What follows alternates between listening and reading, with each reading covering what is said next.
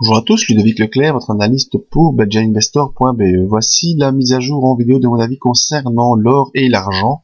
Or et argent qui devraient être impactés par les tendances baissières sur les indices. Pour retrouver ces analyses sur les indices, je vous invite à venir voir notre zone d'analyse technique en vidéo où vous pouvez retrouver ici les analyses des indices. Mais l'or et l'argent, qu'est-ce qu'ils nous font? Eh bien, d'abord le graphique de l'or. Je vais signaler la semaine dernière dans la vidéo que nous étions passés au-dessus de la M20, qu'il y en aurait probablement un contact cette semaine avec les 1,239$. Eh bien, ce contact a eu lieu mercredi et nous sommes pour l'instant en train de travailler cette zone. Alors, on devrait peut-être simplement considérer cela comme un pullback, étant donné qu'on a eu une tendance baissière avec le franchissement mi-septembre de la zone des 1,239 qui est une zone de support important. On est venu faire un contact avec la zone des 1,180 comme je vous l'avais annoncé, et maintenant on revient sur le pullback ici des 1,239. Il faudrait clôturer la séance au-dessus des 1,239 pour pouvoir complètement ouvrir les bandes de Bollinger, poursuivre la tendance haussière pour aller tester la M50 qui se trouve actuellement sur 1,253$, vous le voyez ici, et si ce test est positif, poursuivre vers les 1,280. Mais on est encore loin de là, étant donné que les 1,239 pour l'instant offrent de la résistance, qu'on n'arrive pas à passer au-dessus des 1,239, et donc on a pour l'instant toujours la M20 en support. Au niveau des indicateurs, le RSI qui montre la force de l'impulsion est redevenu positif, mais reste coincé dans la zone neutre entre 60 et 40. Donc pas de pression baissière, pas de pression haussière. Légère pression haussière étant donné qu'on est revenu de très bas et que on est passé les 50 points, mais pour l'instant pas vraiment de pression haussière exagérée. Au niveau du MACD, ce qui est positif, c'est qu'on a enfin pu faire un bon croisement haussier, comme j'avais dit la semaine dernière, qu'on a poursuivi ce croisement haussier et qu'on revient proche des zéros, ce qui est intéressant puisque le passage des zéros pourra marquer une inversion de tendance de plus longue durée. Donc qu'est-ce qu'il faudra surveiller?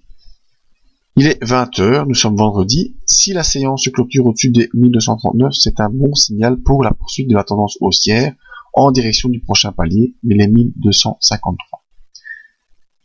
Continuons dans cette optique haussière. Si les 1253 sont franchis, également dans une clôture de séance journalière, on pourra espérer rejoindre les 1280.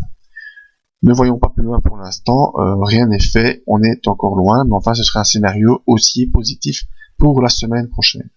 En scénario baissier, eh bien nous avons ici la M20 qui est en support à 1220 points, sur lequel le cours pourrait venir s'appuyer pour prendre un peu plus de puissance et plus de force avant de, une nouvelle fois, pouvoir réattaquer les 1239. Si les 1220 ne peuvent pas servir de support, eh bien malheureusement il faudra voir un retour sur les 1180 avec des conséquences malheureuses qui vont s'installer, mais cela voudrait dire que les indices par effet balance redeviendraient très très positifs, et là pour l'instant on est en train de tout bousculer. C'est une semaine où au niveau technique il y a eu beaucoup de confirmation des craintes qu'on avait anticipées.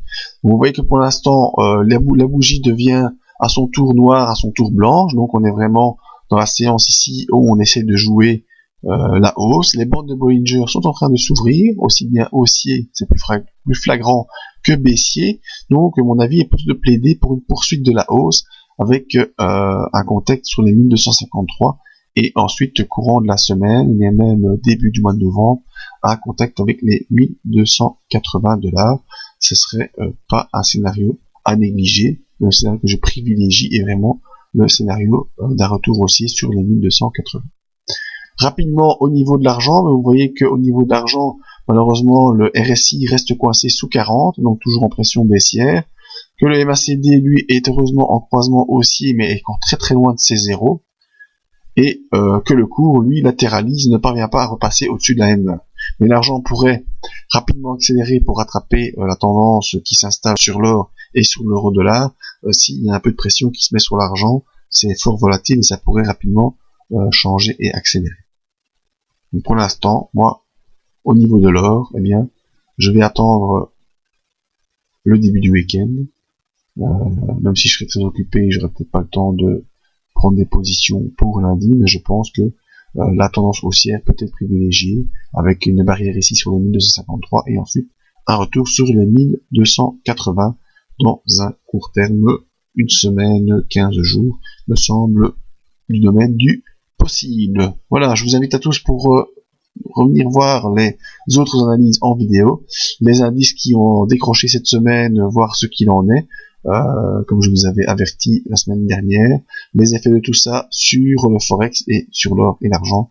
Et je vous dis rendez-vous courant de semaine sur les réseaux sociaux pour d'autres avis, et rendez-vous la semaine prochaine sur le site pour des avis complets en vidéo. À bientôt.